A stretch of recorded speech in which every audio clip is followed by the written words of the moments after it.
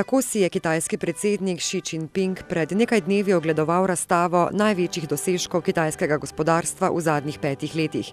Med drugim program za zaščito gozda na severu Kitajske, model podmornice, model prvega kitajskega avtomatskega traktorja z močjo 400 konjev, modele orožja in vojaške opreme in model globalnega nujnega klicnega centra za zaščito državljanov.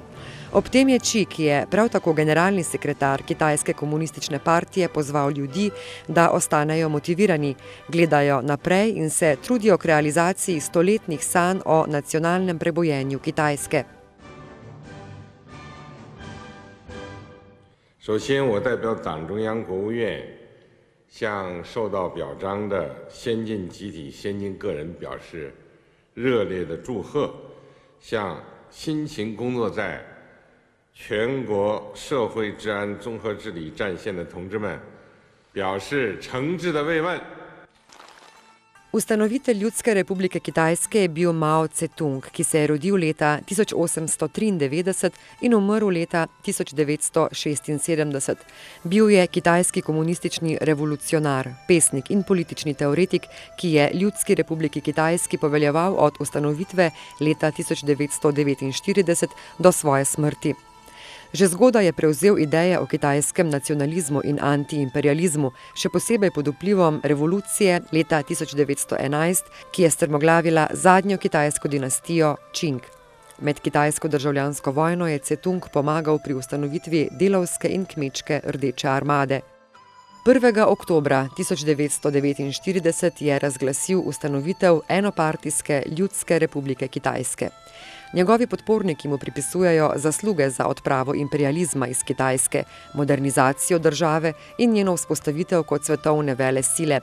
Povzdignil je status žensk v družbi, dvignil izobrazbeni in zdravstveni sistem, pripisujejo pa mu tudi zasluge za podaljšanje pričakovane življenjske dobe.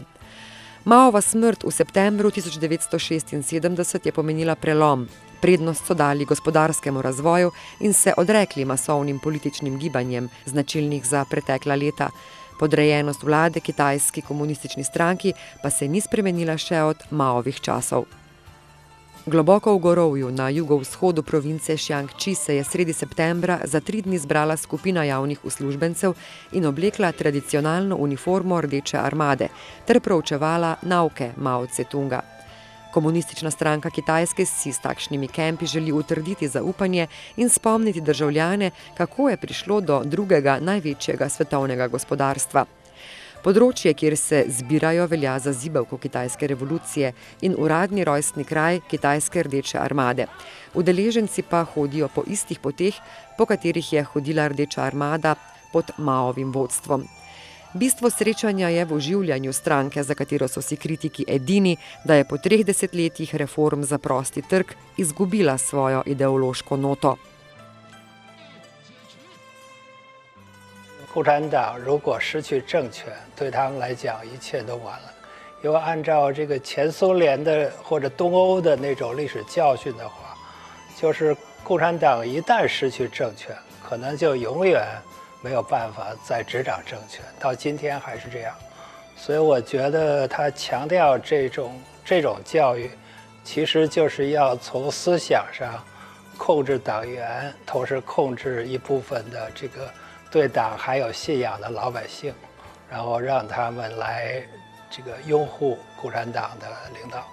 现在我想说，我们这个理想信念教育啊，在我们这个习主席的带领下，在中国掀起了一股热潮。尤其在18中全会以来，18大以来，我们这个理想信念教育培养的这个很多次培训，然后我们也是作为人事管理工作者吧，也是希望对我们的员工进行理想信念的教育，更加坚定我们这个理想信念工作的信念吧。